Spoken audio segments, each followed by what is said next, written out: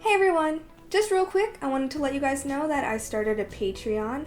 So if you're interested in becoming a patron of mine, then I'll leave a link down below for you to check it out. And if you don't know what Patreon is, or you want to know what it means to be a patron, then I'll talk a little bit more about it at the end of this video. And I also have a little surprise at the end of the video, so stay tuned for that if you want. You might have noticed that it looks kind of different behind me. That's because I'm in the middle of a studio redo. If you follow me on Snapchat, you've probably seen quite a few snaps of me working on it. So hopefully soon I will have everything done. I can't wait for it to be finished. And when I do finish it, I plan on filming a little tour for you guys so you can see my crafting, making, art, whatever area. Anyway, last week I showed you guys how I took a thrifted denim dress and converted it into a denim jacket. And I also mentioned that the whole reason I wanted a denim jacket was because I wanted to start collecting patches, and what better place to put them than a denim jacket. So after making the jacket, I started collecting patches, and my sister sent me some, and then I was like, why don't I just make some patches? And so here we are. I'm going to be showing you how to make two different patches, one hand embroidered one and one sewing machine one. So let's get started. You'll need fabric. I'm using heavier fabric here that I had in my scrap pile. You just want something that is not stretchy. An embroidery hoop, embroidery thread, a needle, a design, transfer paper, heat and bond, an iron, and optional Mod Podge. Draw up a design. Oh look, it's the Oh My Gulay design again. I did this design for another project and I liked it so much that I wanted to do it again. I'll leave a link in the description box below so you can print it out and make one of your own. Lay out your fabric. Lay some transfer paper down and then the design on top of it. I didn't have any transfer paper, so I colored the back of the paper with the design on it with charcoal instead. It had the same effect. Trace over the design with a ballpoint pen or pencil or whatever. You just need something that has a hard tip so it can push down and transfer the design. Put your fabric into your embroidery hoop. I'm self-taught, so I'm not sure if this is the correct way to do it, but it works for me, so that's how I do it. Basically, I lay the small ring down, and then I lay the fabric on top of it with the design facing up, making sure the design is centered. Then I lay the bigger ring over it and tighten it so everything stays in place, but I don't tighten it completely just yet. Then I gently pull the fabric all around the hoop to make it taut, and then once it is pretty taut, I tighten the hoop the rest of the way. I like to give a last little tug around the fabric, just cause. And now you just embroider. You can use embroidery thread as it is, but I like to split it up before I work with it. Embroidery thread is made up of 6 thinner threads, and I like to separate one thread from the bunch and just use that when I embroider. Another thing I like to do is to thread the needle in such a way that the thread won't slip out of the needle, but it also isn't super bulky. I'm not sure if this kind of thing has a specific name. I learned it in a book arts class that I took in college. It's nice because you can sew away with no worries about the thread falling out of the needle. Thread the needle, and then at least 2 inches down, stick the needle into the middle of the thread like so. It's easiest to do this against a table or something. I'm using my finger just so I can get this nice close-up shot, but I wouldn't recommend that. Then just pull the thread through like so.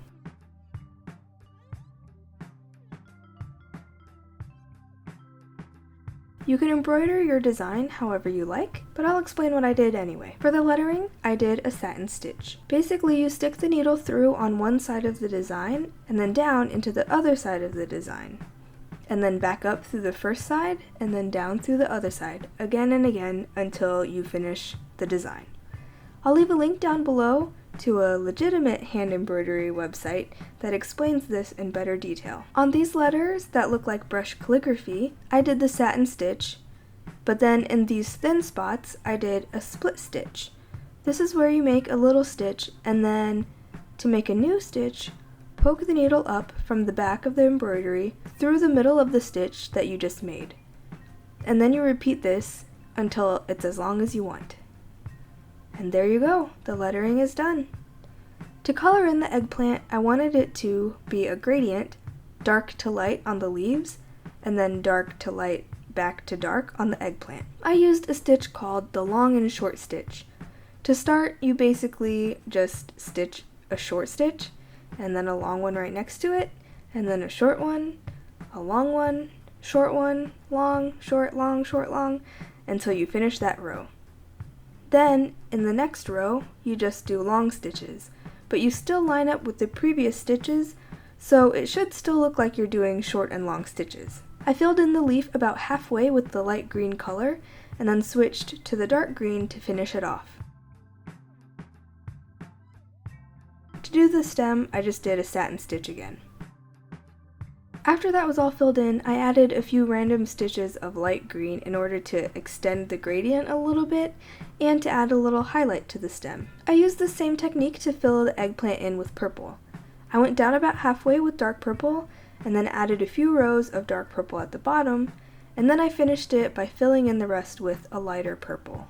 The color difference between these two is very slight, so it's a subtle change of color. In my original design, I was going to do a satin stitch around in a circle, but last minute I decided to do a satin stitch right up against the design instead. I used dark brown for this.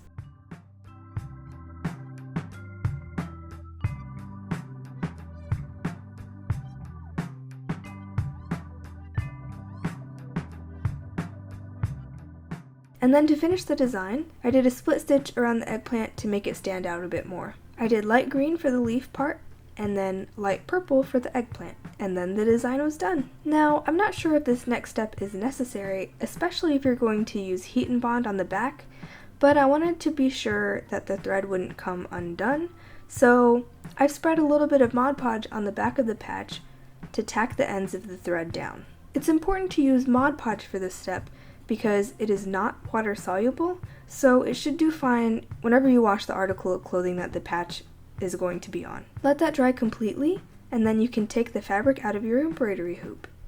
Cut a piece of heat and bond that's as big as your design. On the back of your patch, lay down the heat and bond, rough side touching the fabric, and then iron it down. Just follow the directions on the heat and bond. The stuff that I'm using said to hold the iron in place for about 8 seconds, and then move it on to the next spot. My fabric is kind of thick, and since this is a little rinky-dink craft iron, it doesn't get as hot as a normal iron does, so I had to hold it down for quite a bit longer. I also like to go around the edges with the iron to make sure those are stuck down really well.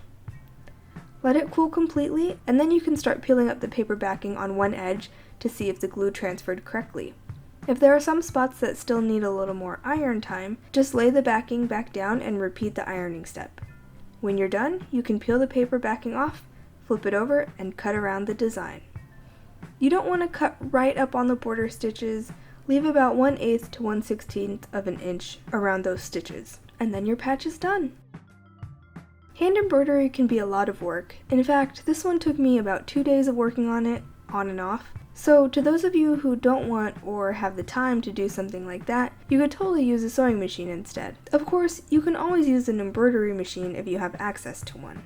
Anyway, if you're going to use a normal sewing machine, you can get a special sewing foot that's made specifically for embroidery called a darning embroidery foot.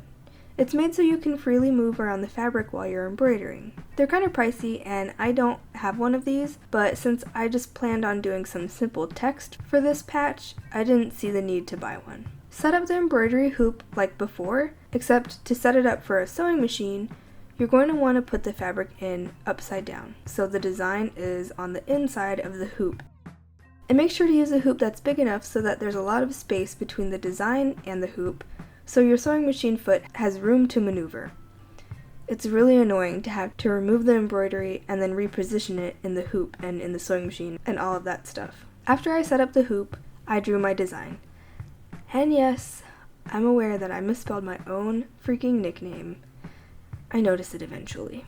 To get the hoop in position, you'll probably have to remove the bottom of the presser foot attachment. Not just the presser foot, but this whole bottom part. Remove the foot and use a screwdriver or this little key that comes with your sewing machine to slightly unscrew this screw. This whole bit should fall off. Now you should have enough clearance to stick the hoop in. Put this part back on and screw it in place, and then attach the presser foot. Now you're ready to embroider. Actually, if you're going to do some super free-handed stuff, you might want to lower the feed dogs first. I left them up for what I was doing. For the lettering, because I wanted it to be thick, I put my machine on the zigzag stitch about medium width and made the stitches pretty close, almost to the buttonhole setting. Then I just traced around the letters. The tight curves in the C presented a little bit of a problem, but I was able to fix it later.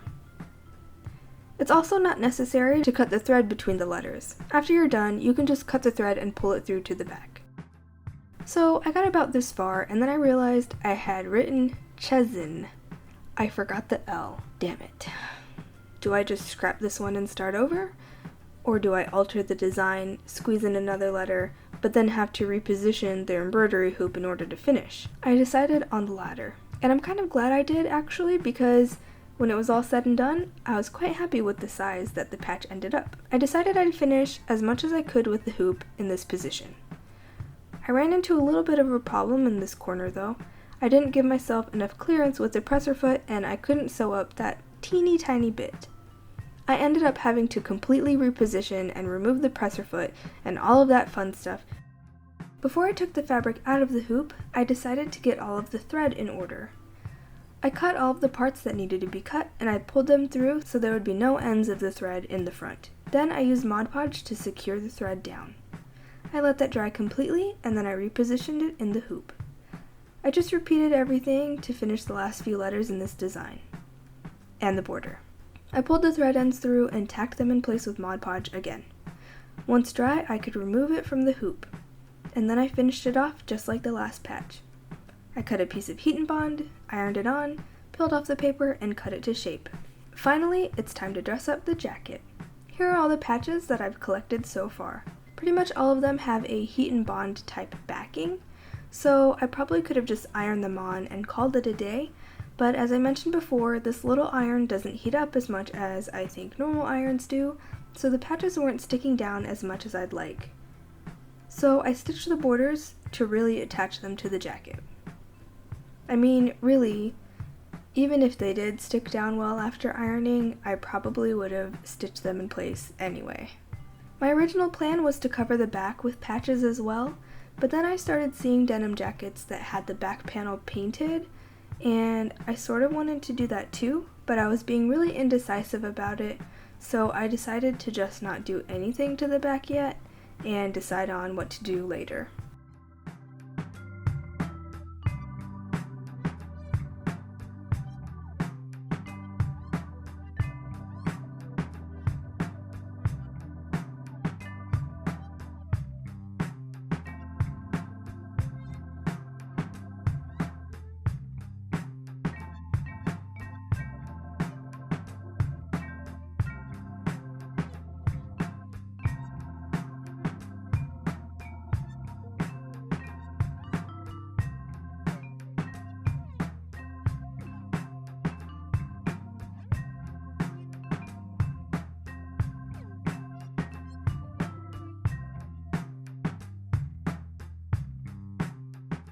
And finally, I finished it off with a few pins.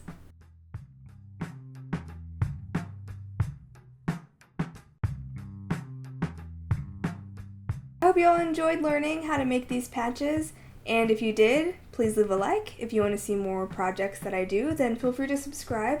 I post art videos every Tuesday and DIY videos every Thursday.